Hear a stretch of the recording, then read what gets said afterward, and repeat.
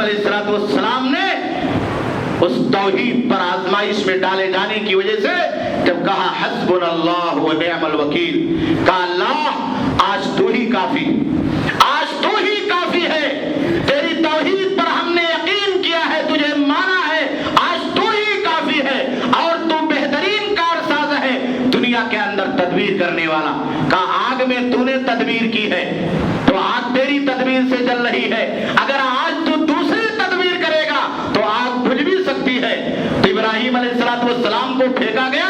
تو آسمان سے اللہ رب العالمین کا حکم آ گیا، آگ کو حکم آ گیا، یا نار کونی بردم و سلاما علی ابراہیم۔ کہا ابراہیم علیہ السلام کو آگ میں آج ڈالا گیا ہے، میں نے آگ کو جلانے کی طاقت دی ہے،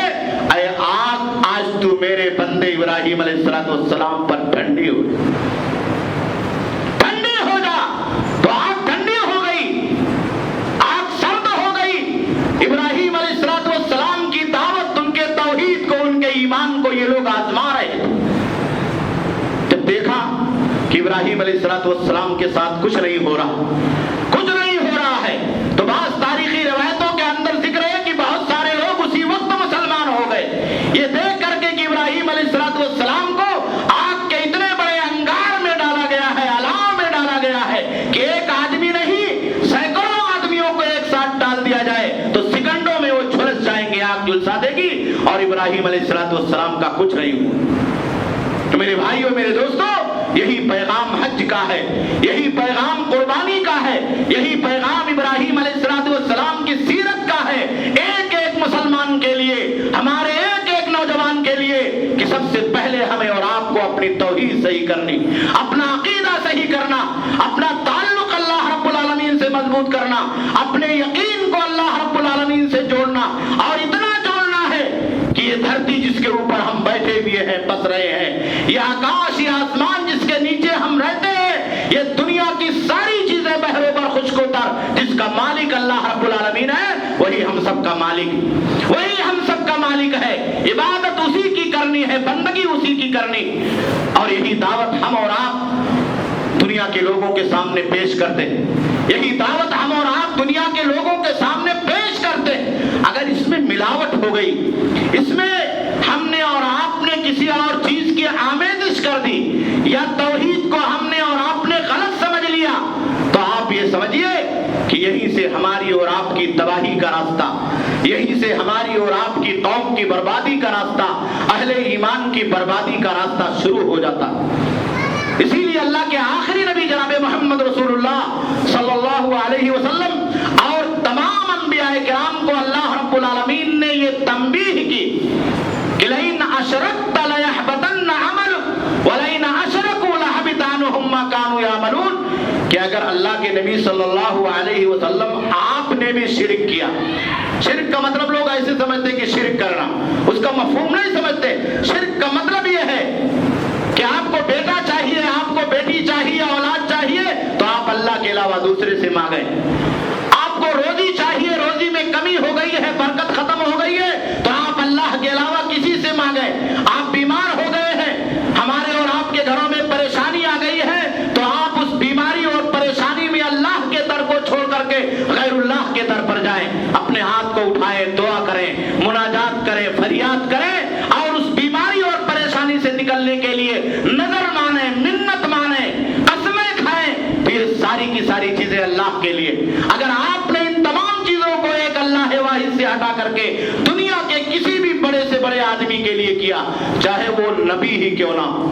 چاہے وہ ولی ہی کیوں نہ ہو، پیر اور پیغمبر ہی کیوں نہ ہو، اس بات کو ہمیں اور آپ کو اچھی طریقے سے سمجھ لینا چاہیے۔ بہت سارے لوگ یہ سمجھتے ہیں کہ ہم نے اللہ کے نبی سے ہی تو مانگا ہے، بہت سارے لوگ یہ سمجھتے ہیں کہ ہم نے اللہ کے نیک بندے سے ہی تو مانگا ہے۔ میرے بھائیوں، میرے دوستوں، اللہ رب العالمین نے یہی سمجھانا چاہا ہے۔ وہ مکہ کے مشرکین کہتے تھے کہ اللہ کے نبی صلی اللہ علیہ وسلم، ہم اللہ اور بندوں کے درمیان ان بزرگوں کو واسطہ بناتے، ان کو وسیلہ بناتے ہیں، تو اللہ کے نبی صلی اللہ علیہ وسلم نے اس کو ختم کر دیا، کہا اللہ اور بندے کے درمیان کوئی واسطہ نہیں ہے، اللہ اور بندے کے درمیان کوئی وسیلہ نہیں ہے۔ میرے بھائیوں میرے دوستوں یہی توحید ہے، یہی عبادت ہے، یہی اللہ کی بندگی ہے، یہی صحیح ایمان ہے، یہی سچا عقیدہ ہے جسے اللہ نے اور اللہ کے آخری نبی جناب محمد رسول اللہ صلی اللہ علیہ وسلم نے اور تمام نبیوں نے بالخصوص امام الموحدین حضرت ابراہیم علیہ السلام نے اپنی قوم کے لوگوں کو سمجھایا تھا۔ آپ قرآن میں ابراہیم علیہ السلام کا قصہ پڑھیے، ان کے خاندان کا قصہ پڑھیے، حضرت یعقوب علیہ السلام کا قصہ پڑھیے، حضرت حاجرہ علیہ السلام کا قصہ پڑھیے۔ ایسے سن کر کے آپ نہ گزر جائیے، یہ قصے اس لیے بیان کیے جاتے ہیں تاکہ ہم سبق لیں، اس سے سیکھیں کہ ہمیں اور آپ کو اس سے کیا ملتا ہے۔ حاجرہ علیہ السلام کو چھوڑ کر کے اس بے آب و گیاہ میدان سے جب ابراہیم علیہ السلام جانے لگے تو آپ جانتے ہیں اس عورت نے کیا کہا؟ عورت کا ایمان بھی مضبوط ہونا چاہیے، خالی ہمارا ایمان مضبوط نہیں ہونا چاہیے، ہماری ماؤں کا، ہماری بہنوں کا، ہماری خواتین کا، ہماری بیٹیوں کا، ہماری بہوؤں کا بھی ایمان مضبوط ہونا چاہیے۔ عورتیں بھی اگر بیٹا نہیں ہے، بیٹی نہیں ہے، پریشانی ہے، بیماری ہے تو نہ جانے کہاں کہاں، نہ جانے کیا کیا کروانے کے لیے اور کرنے کے لیے آمادہ اور تیار ہو جاتی۔ حاجرہ علیہ السلام نے کہا اللہ امرک بہذا، ابراہیم علیہ السلام سے کہا اللہ نے آپ کو حکم دیا ہے کہ یہاں چٹیل میدان میں ریت میں بالو میں چھوڑ کر کے آپ چلے جائیں؟ تو ابراہیم علیہ السلام نے کہا اللہ کا حکم ہے۔ ایمان دیکھیے، توحید دیکھیے حاجرہ علیہ السلام کا، ایک بوڑھی خاتون کا جس کی گود میں ایک دودھ پیتا ہوا بچہ ہے، بچے کی زندگی سے لڑ رہی ہے، شوہر چھوڑ کر کے جا رہا ہے، بے آب و گیا سرزمین ہے، کہیں کھانے اور پینے کی چیز نہیں ہے، کوئی مونس و غمخوار نہیں ہے، لیکن اس عورت کا ایمان دیکھیے، اس بڑھیا کا ایمان دیکھیے۔ وہ عورت کہتی ہے اذن لا یضیعن اللہ، کہ آپ جائیے، اللہ کا حکم ہے تو اللہ ہم کو ضائع نہیں کرے گا۔ یہ اگرچہ بالو اور ریگستان ہے، صحرا ہے، آپ یہاں چھوڑ کر کے جا رہے ہیں، ہماری نگاہوں سے دکھائی دے رہا ہے کہ موت قریب آ رہی ہے، بچے کی زندگی کو خطرہ ہے، لیکن اللہ کے حکم سے چھوڑ کر کے جا رہے ہیں تو اللہ ضائع اور برباد کرنے والا نہیں۔ تو اللہ رب العالمین نے اس ایمان کی وجہ سے،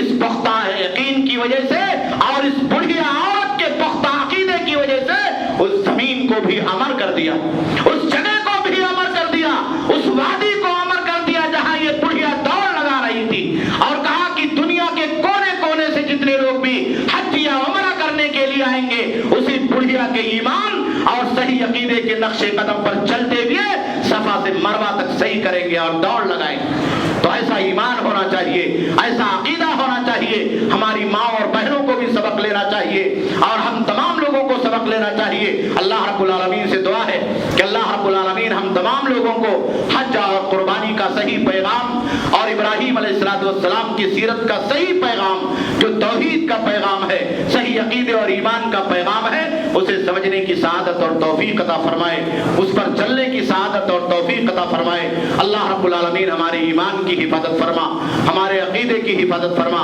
اللہ رب العالمین ہمارے جان مال عزت و آبرو کی حفاظت فرما۔ بار الہ دنیا کے کونے میں جہاں بھی مسلمان بھائی رہتے اور بستے ہیں، پریشان حال ہیں، اللہ رب العالمین تو ان کے جان مال عزت و آبرو کی حفاظت فرما۔ بار الہ قبلہ اول فلسطین کی حفاظت فرما۔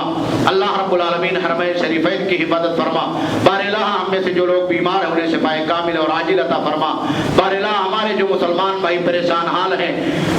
روزی کی تنگی کے شکار ہیں، بیماری اور وبا اور پریشانی کے سے دوچار ہیں، اللہ رب العالمین تو ان کی پریشانیوں کو دور فرما دے۔ اللہ رب العالمین ان کی روزیوں کے اندر خیر اور برکت عطا فرما۔ اللہ رب العالمین ہم تمام لوگوں کو اس دنیا کے اندر روزی کی برکت اور سعادت عطا فرما، ایمان کے اوپر قائم اور دائم فرما۔ اللہ رب العالمین جب خاتمہ ہو اسی ایمان پر ہو، کلمہ لا الہ الا اللہ محمد رسول اللہ صلی اللہ علیہ وسلم پر ہو۔ ربنا تقبل منا